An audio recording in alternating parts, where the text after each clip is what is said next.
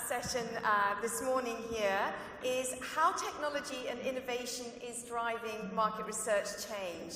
And I've been lucky enough to work with both Tim Mesa, Managing Director of Meaning, and Richard Collins, Managing Director EMEA of Quantitative Products and Services at Focus Vision in the UK. So I know we're going to have an interesting presentation. Tim is technology advocate and consultant with many years' experience in the application of technology in business, particularly, though not exclusively, in the field of marketing and survey-based research. And Richard has built a career working with MR technology companies over the past 25 years, including Decipher, Confirmit, IBM, SPSS, and PulseTrain. So please welcome them. Thank you. Thank you very much, Fiona.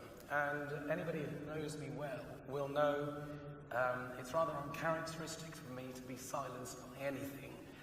So actually, this cold that I have at the moment is no exception. I'm going to struggle on, and hopefully you can hear what I've got to say through my rather imbecile croaking here. We are talking about our annual technology survey, but we're going to be placing an emphasis on innovation, and that's going to be one of our key themes. And it really will draw on actually some of the things that Istvan was mentioning earlier on. I was very interested to hear the points that he was making. You'll be able to contrast with that with what we're going to say. In case you don't know the survey, we do it every year. We've been doing it now for 12 years. This year we interviewed 206 market research companies in 34 different countries. We sample it according to the size of companies throughout the world, and it was a 15-minute interview, well, 12 to 50-minute interview, which is done online, and it is also, of course, mobile-friendly. And who we talk to are the people who are responsible for or influential in technology within their research companies. It's research companies, and it's the kind of the technology people within there that we go to. So, our first main thing that we want to talk to you about really is our ideas about how innovative is the market research industry and what came out of our survey in this respect. So this was really the first question that we asked in this section. We asked companies to say how innovative they thought the research industry was as a whole. We also asked them to rate their own company as to how innovative it is. So I think it'd be quite good at this point to try and make this interactive. So the scale went from 1 conservative to 10 innovative. Raise your hands for all those who think that the industry would be rated as 5 or above. Raise your hands if you think it would be 5 or above. There's very few. That's surprising. Okay, so keep your hands raised. I think there aren't. Yeah, keep your hand raised if you think it's 6 or above. 7 or above. Okay. Now, this probably will be different. Rate yourselves as companies. The same scale. So put your hand up if you think your company is more than 5 or above. Yeah, lots more hands. 6 or above. 7 or above. 8 or above? 9 or above? Very good. Very interesting. Of course, you're intrigued now to see, well, what came out of our survey. And we can see that we have a very unrepresentative sample, either in our survey or in the room, one or the other. Because the industry as a whole, the people that we interviewed, told us that it was pretty much down the line. The industry is neither innovative nor conservative. In fact, it is 1/10 of a point on the innovative side. When it came to themselves, they actually rated themselves slightly higher. Now, this is a mean average, so it's always interesting to see what the distribution is behind that. And I think you can look at that 2 ways. One is that there is quite a big hump on the left-hand side there of companies who think the industry really isn't very innovative. And so they're rather like the people in this room here that didn't even get their hands up when they're saying, is it at 5 or above? There's also an interesting cluster there of people who think their companies are more innovative, But one of the things this slide doesn't show you is actually a third of the people who responded to the second question rated their companies as being less innovative than their rating of the industry as a whole. There's also an interesting split between the larger companies and the smaller companies. Larger companies thinking of themselves as being slightly more innovative and also rating the industry as a whole as being slightly more innovative. The smaller companies rating themselves down slightly and also thinking the industry. But these are very slight differences. So there's a lot of consistency there. Now we also wanted to know, because if you hear commentators talking about this kind of thing, they tend to say that actually today it tends to be technology that is behind all of the innovation that we're seeing. So we wanted to see whether our companies were saying the same kind of thing. How much of the technology, of the innovation, is technology driven? And, well, more than half, what this is showing here is more than half of the companies in the sample were saying that yes, they thought technology was probably behind half more of the innovation. But we were surprised by this. We were expecting this to be high. This was actually why we allowed one category there to say, well, all of it. And I expect if we went out to this room, there'd probably be quite a lot of you saying, well, actually, technology is really behind most of the innovation that is taking place today. And there's a third of the companies, 34% if you add it up, of the companies, the pink bit there, are the companies that are saying, actually, technology really accounts for less than half of the innovation that is taking place. So we were quite surprised by this. And if you read our full report, we've got some other interpretations of what's going on here. I'd be interested to know what your thoughts are on this as well when we get to the Q&A. So we wanted to know what companies were actually doing about embracing innovation and change. And to do this, we asked a question setting out different options for the way companies could be innovating. Some of them we focused on incremental innovation, because after all, that is probably where most innovation comes from, is by doing what you're doing, but doing a little bit better, finding ways to do that. But we also wanted to see the extent to which companies were open to discontinuous innovation, the kind of disruptive innovation that comes along and knocks the ground from under your feet. And we also wanted to know what money there was behind it. Were people actually putting their hands in their pockets, setting aside budget, actually providing resources to allow companies to innovate rather than just being purely opportunistic?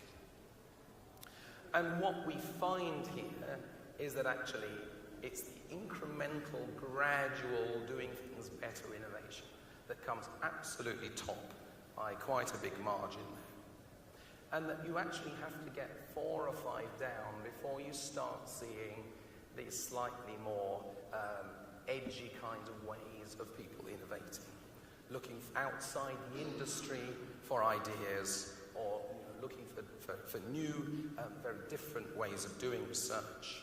And it's way down the list, sort of 6th, 7th, 8th place, that you actually find people talking about methods where they're actually specifically investing in innovation. So I think the market research industry has got an innovation problem. It is not putting enough resource into this. We also found there's quite an interesting split when we looked by global region. And I always have to say a caveat here, because we don't have such a large sample in Asia Pacific. But we found over the years that Asia Pacific tends to behave quite differently. And they do behave very differently in respect to this whole idea about innovation. They actually have topped one of the more disruptive ways of innovating, as opposed to the other, the old world, as it were. And they also have tied in 3rd place 2 methods where they're talking about investing. So it seems there's a lot more willingness there to get on with this stuff over there. What about how the industry thinks about disruptive innovation? Is it an opportunity? Is it a threat? And here, the industry is really quite ambivalent about it. It really can't make up its mind. It's a little bit of both, it's saying. But there is actually perhaps a sort of a preponderance towards the optimistic side, saying it's more opportunity than threat. But there's a lot of people finding it is quite a threat as well. And again, this regional difference really comes out here. Asia-Pacific region seeing it as being much more of a threat. And perhaps that's what's feeding through into their willingness to actually do something about it. We also wanted to know what the kind of innovations were people were thinking about. Don't get too depressed about the mobile surveys coming first. We kind of had to put that up there, even though most people are really fairly well advanced with their innovation in mobile. Well, at least we hope they are.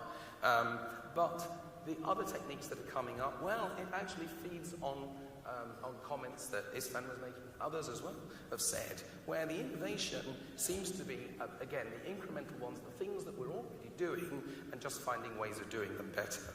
And when you actually look for ones where they are things that have come from outside the industry, or things that are really radically different, using measurement much more than using surveys, for instance, those techniques like facial coding and eye tracking and so on, way down the list.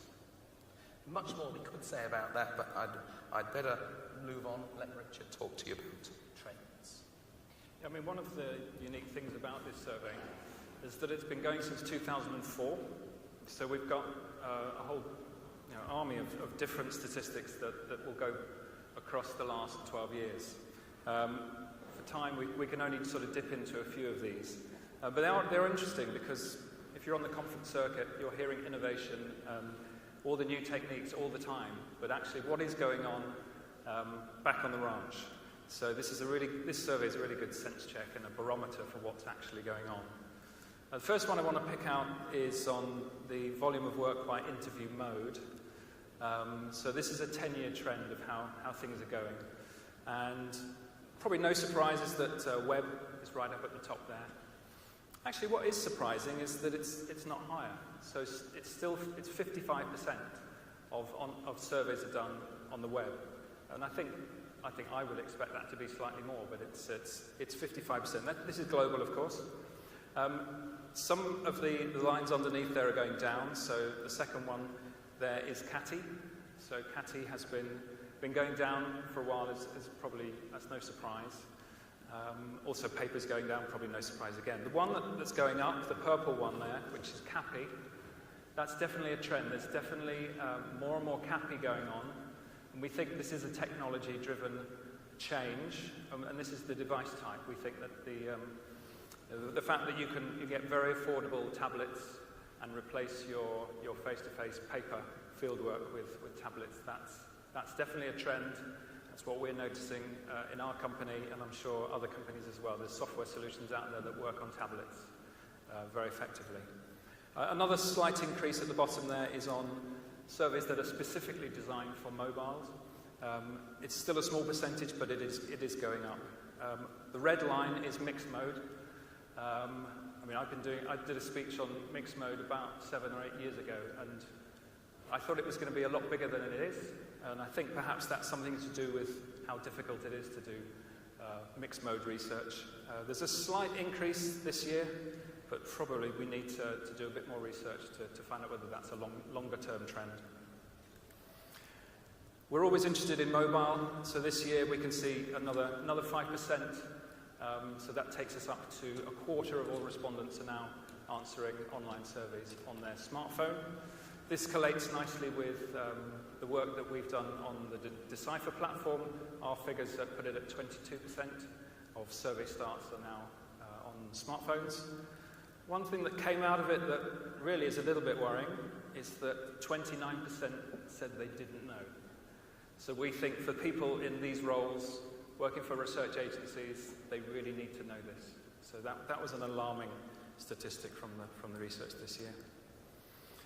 Another one I'm just going to dip into briefly is the proportion of online samples in use.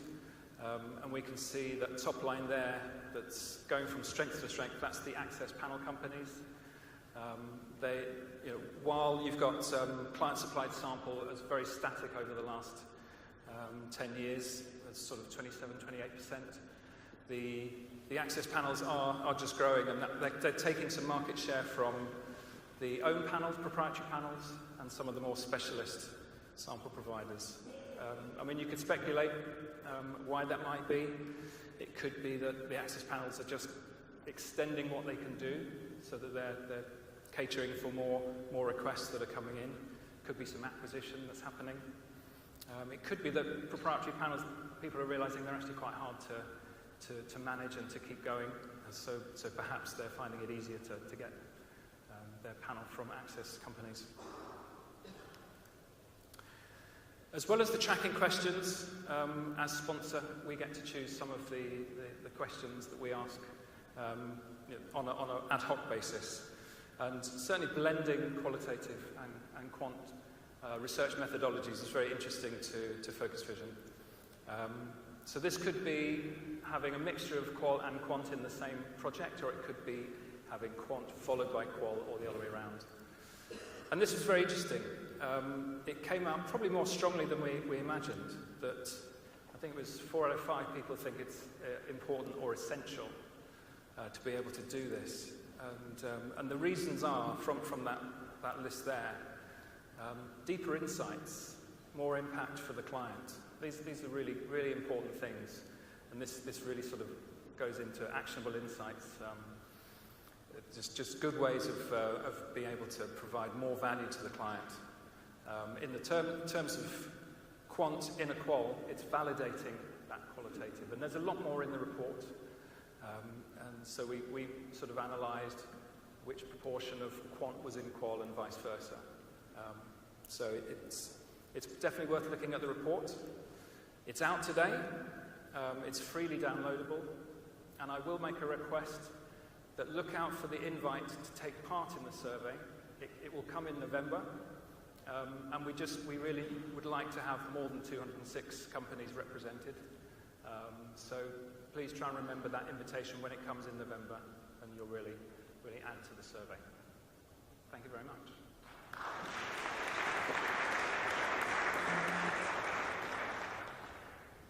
Thank you very much indeed, Richard and Tim, and please remember to download that report.